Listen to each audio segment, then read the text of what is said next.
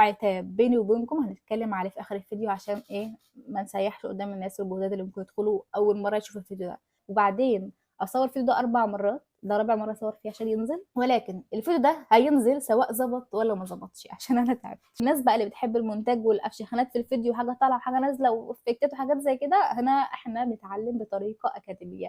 يا ريت ما حدش يقول لي ظبطي المونتاج بتاعك، عشان احنا هنا بنتعلم بطريقه اكاديميه، كاننا قاعدين مع بعض وبشرح وانتوا بتفهموا والدنيا بينا لزاز. هنبدأ بقى نحط رسميات بقى ومونتاج وحاجات زي كده، هنزعل مع بعض ومش هتشوفوني هنا تاني، وما عنديش الطاقة انا اعمل حاجة زي كده. تمام تمام. النهارده موضوعنا عن ايه بقى؟ موضوعنا عن التحريك. هتعرف يعني ايه التحريك. لا احنا هنتعرف يعني احنا عملنا فيديوهين حرفيا نتعرف يعني ايه تحريك، عرفنا يعني ايه تحريك وبيعملوه ازاي، وعرفنا التاريخ بتاعه. النهارده هناخد عملي على طول اساسيات التحريك. عندنا في التحريك 12 مبدأ. 12 مبدأ دول زي ما كنا خدنا في التصميم وكده المبادئ وكده، هنا برضه عندنا 12 مبدأ. 12 مبدأ دولت بنستخدمهم من 12 مبدأ، ولكن في مبدأ واحد فيهم لو ما فهمتهوش كويس فانت مستحيل تعرف تتحرك. ليه؟ لان هو اهم. هو بصوا القاعدة كده لازم تفهموها اول حاجة في التحريك. والنهارده هنجي اشرح لكم عشان اسمعوا مني والله العظيم. وانا بحرك في الاول خالص لما بدأت في التحريك وكده ما كنتش فاهمه، محدش قادر يفهمني يعني ايه التايمنج، يعني ايه السبيسنج والحاجات دي كلها، ما كنتش فاهمها. فمهما كنت بحاول وبتعلم وبتدرب عشان احرك مش فاهمه. يعني انا بحرك بس في غلط في الحركه، مش زي الحاجات اللي انا بشوفهم. ليه؟ لاني مش فاهمه يعني ايه التايمنج. فالنهارده جات لكم بملخص بسيط جدا جدا جدا نفهم منه التايمنج. فمحتاجين تركيز بخصوص الناس اللي ما عندهاش امكانيات ان هي تشتغل على تابلت او بي سي او اي حاجه ديجيتال عموما. نتعرف على الورقه والقلم اخر الفيديو عشان ما حدش يقعد يقول انا مش معايا امكانيات ومش عارف. احنا بنكسر كل القواعد وبنشتغل باي حاجه اكاديميا زي ما قلت لكم، وزي ما احنا مشهورين بموضوع اكاديميا عشان دي الطريقه اللي انا اتعلمت بيها. اوكي اوكي. فيلا بينا تعالوا معايا على التابلت. انتوا مش غراب يعني، اتعودنا خلاص. الناس الجديده بقى حاسه ان ممكن تستغرب شويه، بس اتاقلموا معانا في الموضوع. ليه التايمنج والسبيسنج اهم حاجه في الرسوم المتحركه؟ لان احنا من غير الوقت ومن غير المكان اللي هنحرك فيه احنا مش هنعرف نتحرك. ده طبيعي، محتاجين وقت. زمان محتاجين مكان عشان احنا نعرف نتحرك وجاذبيه والحاجات دي كلها. فنفس الكلام بالنسبه للرسوم المتحركه، محتاجه وقت ومحتاجه مكان عشان تتحرك فيه. ده اهميه التايمنج والسبيسنج. يعني ايه تايمنج؟ التايمنج هو وقت حدوث الحركه او الرسم في التسلسل تعريفه. فالتايمنج معانا هو الوقت، انما السبيسنج مكان حدوث الحركه. تمام، مكان الحدوث بتاع الحركه. فكده التايمنج هو الوقت والسبيسنج هو المكان. ده تعريفهم ببساطه. انتوا عارفين ان معدل، لو مش عارفين اعرفهم، انتوا عارفين ان معدل اطارات الرسم في الثانيه الواحده 24 اطار. فاحنا محتاجين 24 صوره في الثانيه، اللي هو 24 فريم او 24 اطار. هي نفس المعنى، 24 صوره 24 فريم 24 اطار. فدي معناه الاف بي اس بتاعنا 24. تمام. فانا الخط، في خط كده احنا بنعمله لما حد يجي يتحرك مثلا تلاقيه بيعمل الخط ده كده، وفي كده هنا ايه يروح حاطين كأن هنا في كي وهنا في كي وهنا مش عارفه ايه، ويبدأ يحط خطوط كده في الاول. تمام. دي ليه؟ دي عشان يسهل علينا الحركه، دي تسهيل الحركه بتاعتنا. اللي هو احنا عندنا في بدايه الحركه لو انا عايزه الكره بتاعتي تتحرك من هنا وتروح لحد هنا، فبروح عامله والله انا في الاول هحط الاطار بتاعي هنا. ده اول حاجه. وده تاني حاجه. فانا ده مفتاح الحركه بتاعتي تبدا من هنا، اسمها كي، مفتاح الحركه بنسميه بالكي. فهنا اوكي. فاحنا بنحط في الاول هنبدا الحركه بدي وهتنتهي بدي. فعندنا كده الكي الاولانيه والكي الاخيره. في النص بنروح عاملين كي كمان، بحيث نكون مقسمين الحركه لايه، لجزئين. انا عندي الجزء ده وعندي الجزء ده هحرك فيه. تمام. فانا كده عندي واللي في النص ده بيتحط فيه in between، حاجه اسمها in between، اللي هو هنفهم اكتر لما نيجي نحرك يعني. بس بفهمكم ليه الحركه دي بيعملوها عندنا. بيبداوا بيها الحركه، بيمسكوا بقى الحركه. انا هحرك البتاع من اول هنا لحد هنا. فانا عندي كده كي وعندي هنا كي، وبعد كده عندي في النص هحط كي كمان. بحيث انا عندي بالنسبه لي يبقى سهل بقى، انا هبدا احرك من هنا لهنا وبعد كده من هنا لهنا. وكمان بقى بيتحكم موضوع السبيسنج فيهم، المسافه والبعد والتقارب وكده، انا فاهمها دلوقتي. تمام، حدود مفهومه، اتمنى تكون مفهومه. فعندي التايمنج بتاعي، الوقت اللي همشيه، انا هستغرق مثلا ثانيه عشان الكره تمشي من هنا لهنا، فانا هرسم 24 اطار في الثانيه، فده كده عندي الوقت. انما السبيسنج هو المكان اللي همشي فيه والمساحه اللي همشي فيها. فانا مثلا هتحرك هنا من الشمال لليمين، فدي كده المساحه دي كلها، المساحه اللي همشي فيها. فعشان كده انا محتاجه الوقت زي ما قلت لكم، محتاجه المساحه اللي انا همشي فيها. ده مبدئيا بالنسبه للتايمنج والسبيسنج تعرفهم. الاف بي اس بقى والدي بي اس قلت لكم، احنا قلنا احنا عندنا 24 اطار في الثانيه الواحده، صح؟ تمام. هل انا لازم ارسم 24 صوره؟ لا. هنا بقى بيجي دور الدي بي اس. الدي بي اس ده اللي هو عدد الرسومات. مش لازم ابدا يكون معمول زي عدد الاطارات، عدد الفريم. انا ممكن يكون عندي 24 صوره بس انا الرسمه اللي رسمه فيها 6 رسومات، 12 رسمه. تمام. فمش لازم يكون نفس، يعني اللي وانا رسمه هكررها في فريمين، مش لازم الفريمات تكون متكرره. يا ريت بس تكونوا كاتبين الحاجات دي ورايا عشان ايه، ترجعوا لها على طول. فاحنا قلنا الاف بي اس بتاعنا 24 اطار. الدي بي اس بقى ليه كام نوع؟ ليه حاجة اسمها ones و twos و threes. تمام. الوان اللي هو انا الاطار مش متكرر، اطار واحد مش متكرر. يعني انا ال 24 رسمة بتوعي هم، قصدي ال 24 اطار بتوعي هم ال 24 رسمة، مش مكررة اي فريمات، كل فريم بيتحرك، مفيش فريم متكرر. تمام. انما التو انا عندي فريم متكرر، تكرار الفريم مرة واحدة. التو الثري بقى احنا بنكرر الفريم مرتين، فكده عندي الفريم متكرر يعني 3 مرات لنفس الصورة، ومرتين لنفس الصورة 1 اللي هو مرة كل صورة. اتمنى الحتة تكون مفهومة. فالدي بي اس مش لازم يكون زي الاف بي اس، الاف بي اس مش لازم تكون زي الدي بي اس. دي كده عشان بس نقول بسم الله التحريك بيمشي ازاي، موضوع بسيط ان شاء الله عشان كلكعة. آه لو مش فاهمينها ارجعوا للفيديو وتفهموها ان شاء الله. في حاجة تانية عندنا اسمها ايه؟ انواع الحركة.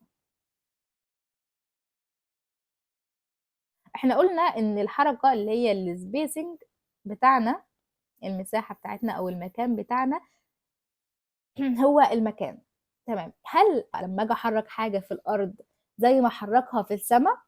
اكيد لا.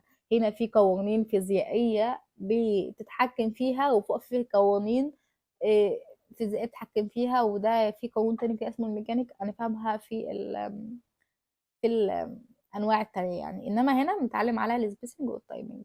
فالحاجه اللي انا هحركها في الارض ليها جاذبيه غير الحاجه اللي في الفضاء. ده غير ان المكان بتاعنا بيتاثر بالحركه لو كان فضاء او كان ارض. فعندنا كمان الكتله بتاعتنا بتتاثر، يعني لو هحرك حاجه جامده مش زي ما احرك حاجه فيها ليونه شويه، فيها مرونه شويه. تمام.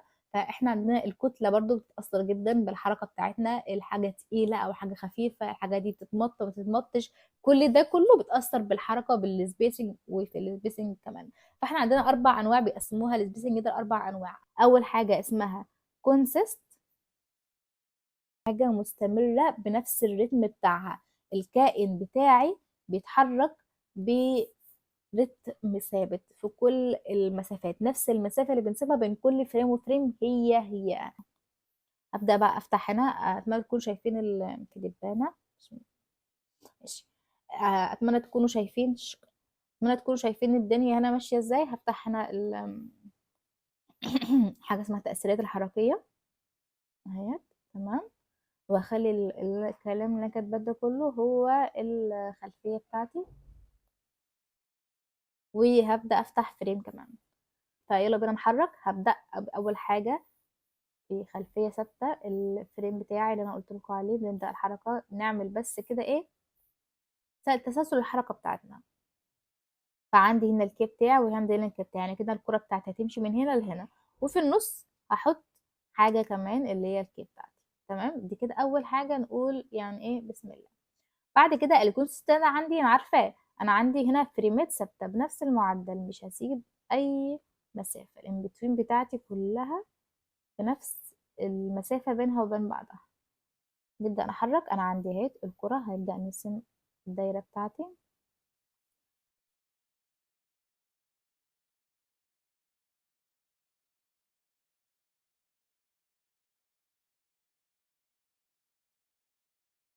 تمام.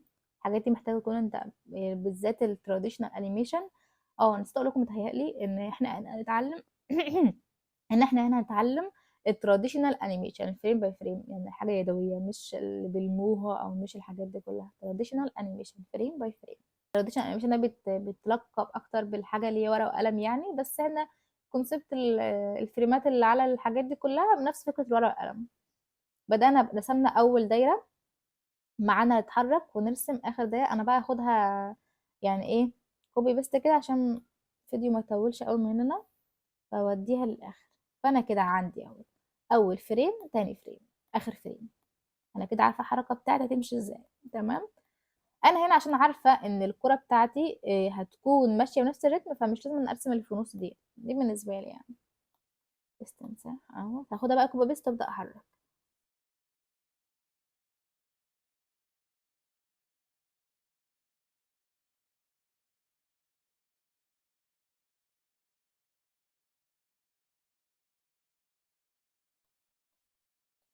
عمال بس خط الارض عشان حاساها نازله تشرب كده، مش عارفه ليه.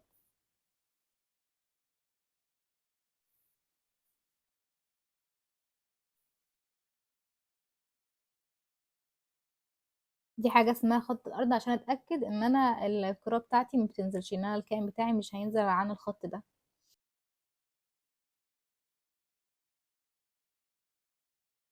بصوا بقى، هنا الكرة ماشية برتم واحد، ما بتسرعش في مكان وتبدأ في مكان، ماشية كده برتم واحد.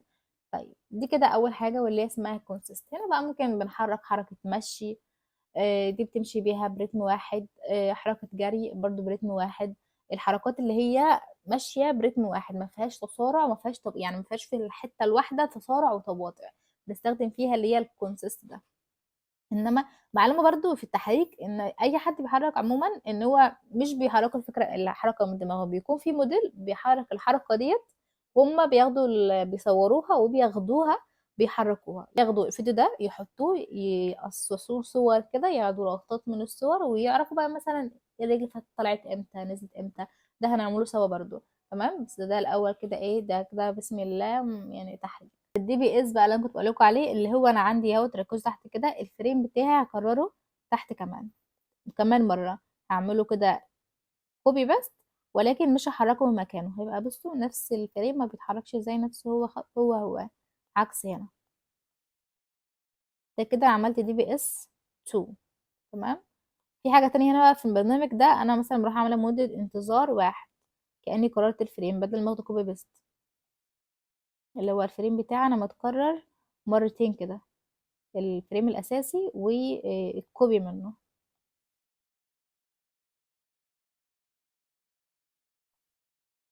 بصوا ازاي بقيت بطيئة موت، اللي هو كده. هي دي كده انا مكررها مرتين. لو كررتها كمان مرة كمان هتلاقوها يخرب بيت كده بتمشي بالصب كده.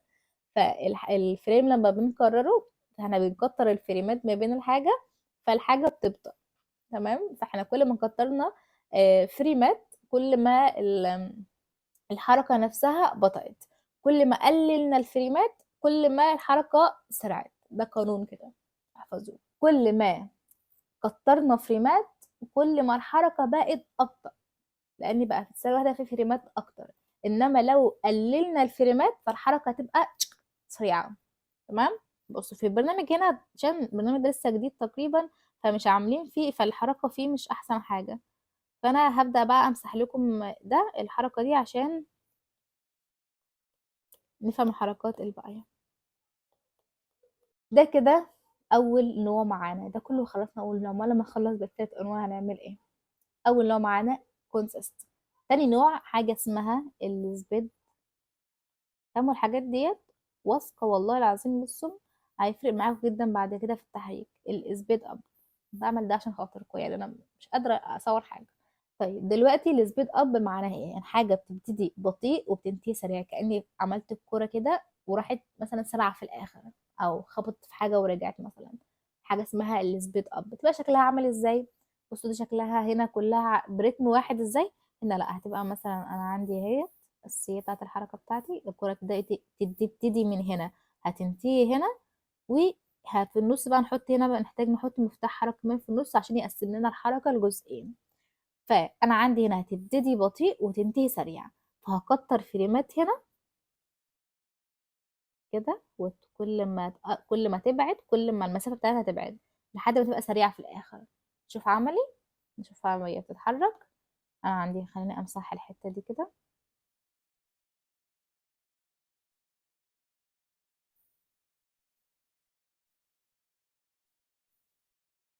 تمام.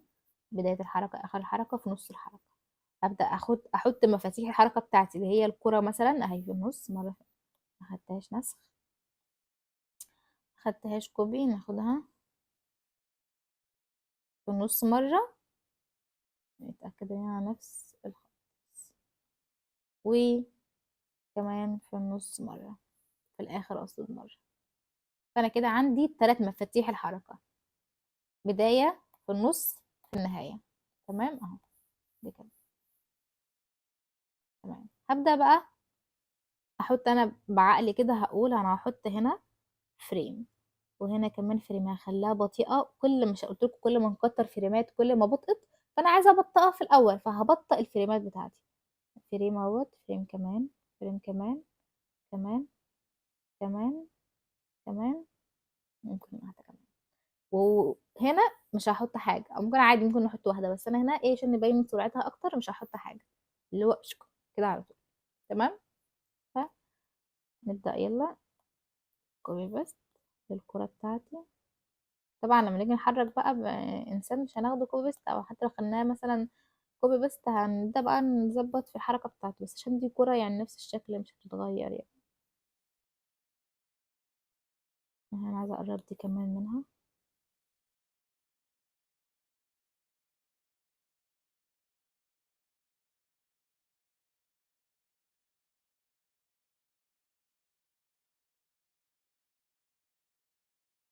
بصوا هنا بقى ازاي بدأت بطيئة وبتنتهي سريع. كده. اتمنى تكونوا ملاحظين الفرق. بصوا هنا عاملة ازاي، وبعد كده في الآخر رحت عاملة ازاي. هنا عاملة ازاي، رحت في الآخر عاملة كده. التالت نوع بتاعنا بقى اللي هو اسمه السلو داون. مثلا هنا ابتديت اهوت، حطيت هنا الكي بتاعتي وهنا الكي بتاعتي، وفي النص الكي عشان يقسمها حركة بالنص، جزء شمال وجزء يمين. هنا مش هحط حاجة، سلو داون بقى مش هحط حاجة، بس هي بتنتهي بطيء فهي عكسها. وهحط هنا الفريمات بتاعتي تبقى عكس، هنشقلبها عشان وقت الفيديو هي نفسها، بس ايه هنشقلبها. تمام. اخر واحد بقى معانا وهو الاتنين مع بعض، سلو سبيد اب اند سلو داون. فاحنا كده معانا رابع نوع اللي هو سلو. خلينا نكتب بالك عشان الناس اللي بتكتب برضه ورايا. السبيد اب والسلو داون. ده كده رابع نوع، اللي هو ايه بقى؟ في النص وفي الاخر زي بعض. انا عندي اهوت مثلا، انا اهوت زي احنا قلنا هنقسمها حركة كي، كي وكي في النص اللي هيقسمها حركة. عندي سلو اب وسلو داون. احنا قلنا السبيد اب سبيد اب وسلو داون. السبيد اب ان انا ببدأ بطيء وبنتهي سريع.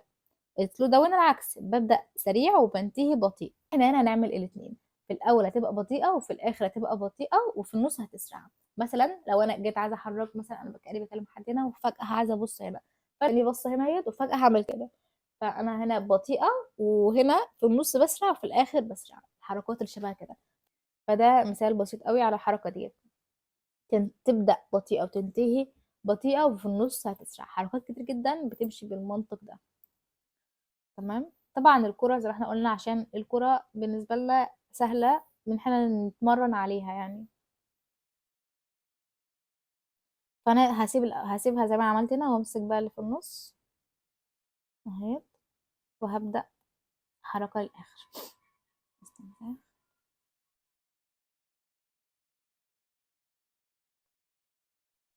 كل بقى ما هقرب كل ما هبطأ اكتر.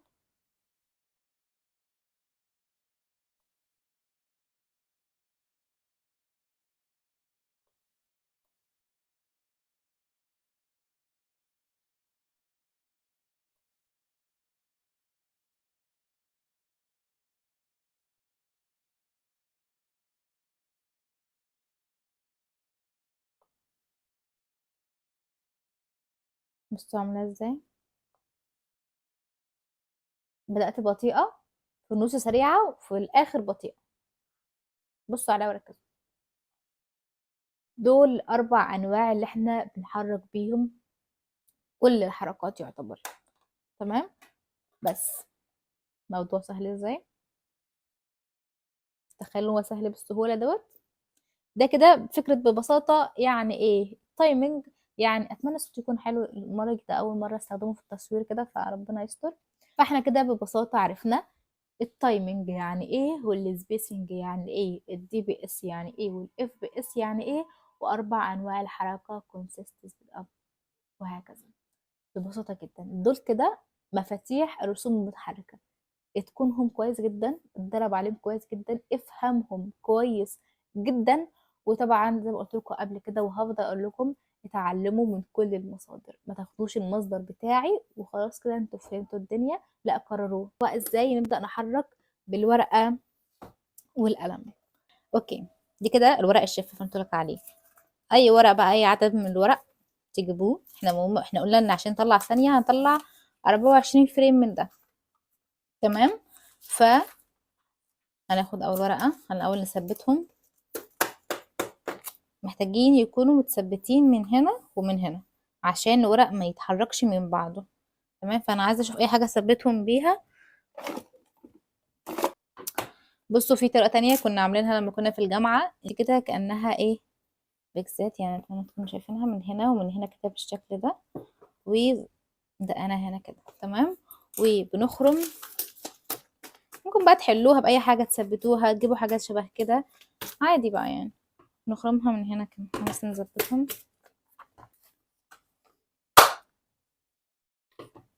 بالشكل ده كده.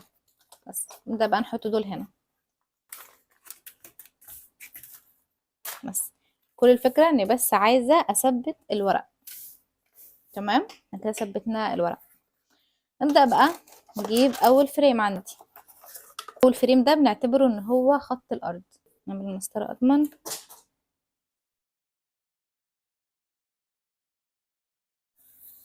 ده خط الارض عشان ما نحسش ان الحاجة طايرة في الهواء. تمام. ده كده عندي خط الارض. ده كده بنسيبه. تمام. بعد كده بنجيب تاني فريم. انا دلوقتي هرسم الكرة اللي احنا لسه رسمينها من شوية. فمثلا هبدأ من هنا. بصوا انا بقى يعني نفس الشرح بقى اللي شرحناه على التابلت هنعمله هنا. يعني نفس الكلام هيتطبق هنا. كده عندي كرة، عايزة الكرة دي تمشي من هنا لهنا. تمام. فهجيب، لان ده كده يعتبر كي وده يعتبر كي. بينهم بقى نحط ورق ان بتوين زي ما عملنا في الفريمات اللي قبل كده على التابلت، نفس الحوار. نشيل بقى ونحط. تمام. بس عشان هنا يبان الشفافات. بصوا الدنيا شافة ازاي. بصوا شايفين هنا ازاي، ده اول واحد ده تاني واحد. بس بعد كده بقى هنبدأ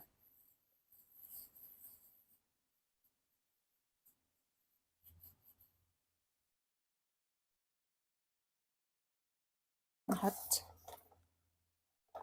ونرسم.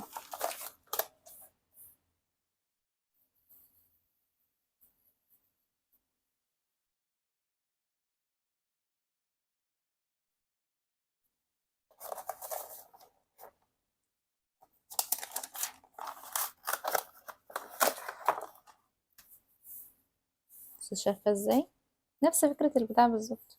ده كده اللي في النص.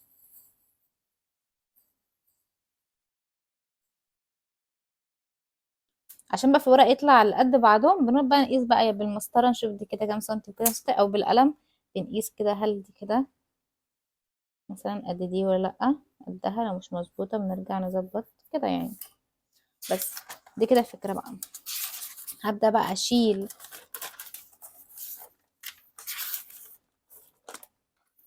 دولت،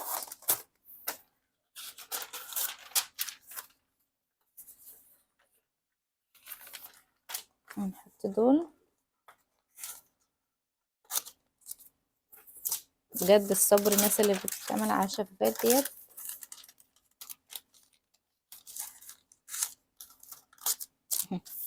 كده فيبقى عندنا كأنها بتتحرك. طبعا عشان تبان اكتر المفروض نرسم اللي هي كأن في حاجة بتحدف كده، بس عشان ديت فكرة التايمنج نفسه.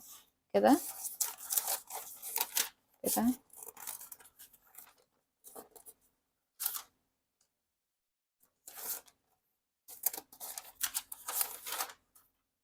لو صورناها بقى وعملناها فيديو هتلاقي كأنها بتتحرك كده.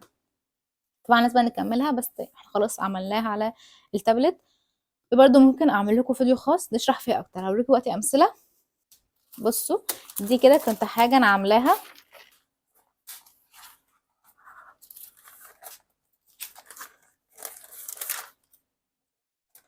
كأن هي كانت بتلعب في الحته اللي فيها ميه ديت، وبعد كده بتنط بتعمل كده، وبعدين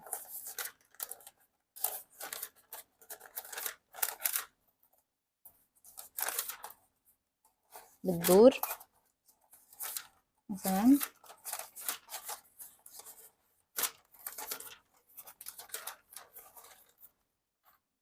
تروح وقع في الميه.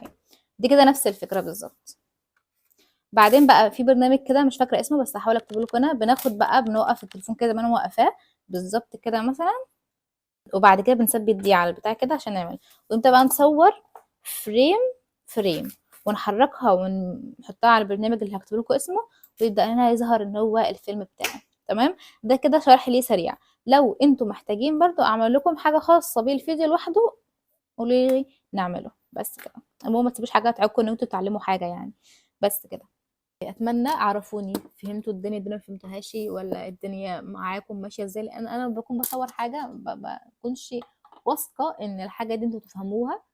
بس اتمنى تكونوا فهمتوها. ان شاء الله نرجع نصور. انا والله ما مش تقصير مني، انا جربت اصور، ده رابع مره اصور الفيديو فيها، والفيديوهات بتبوظ. انا مش عارفه السبب، انا مش عارفه في ايه، والله ما عارفه. دي رابع مره بجد اصور فيها فيديو كامل واجي منتجه، وفي نص المونتاج اكتشف ان في غلط، الصوت مش ظابط، حاجه مش ظابطه، الدنيا ما بتكونش ظابطه معايا، البتاع فصل، حاجات كده غريبه بتحصل. فدي رابع مرة أصور فيها. فأنا الفيديو ده والله هنزله مهما كان ايه اللي حصل فيه، هينزل يعني هينزل. تمام. فتقبلوا بقى كل الأخطاء كل العثرات، انتوا بصراحة تقبلوا بأخطائي وعثراتي. شكرا جدا. الناس بقى الجديدة تتقبلي زي ما أنا لو سمحتوا. احنا هنا عيلة مع بعض، مش قناة تعليمية هي أوي قد ما هي أنا حاجة فاهماها عارفاها عايزة أفيدكم بيها. بس كده. أتمنى تكونوا فهمتوا. من الناس ما اتفرجتش على الحلقتين اللي فاتوا بتوع التحريك برضو تروح تتفرج عليهم عشان مهمين جدا جدا جدا في السلسلة ديت. فدي أول بقى فيديو عملي من سلسلة تعلم الرسوم المتحركة أو تعلم التحريك بالطريقة الأكاديمية بتاعتنا. أوكي. بس ما كنتوا استفدتم، وهي أشوفكم في الفيديو الجاي. يا رب يكون قريب جدا إن شاء الله.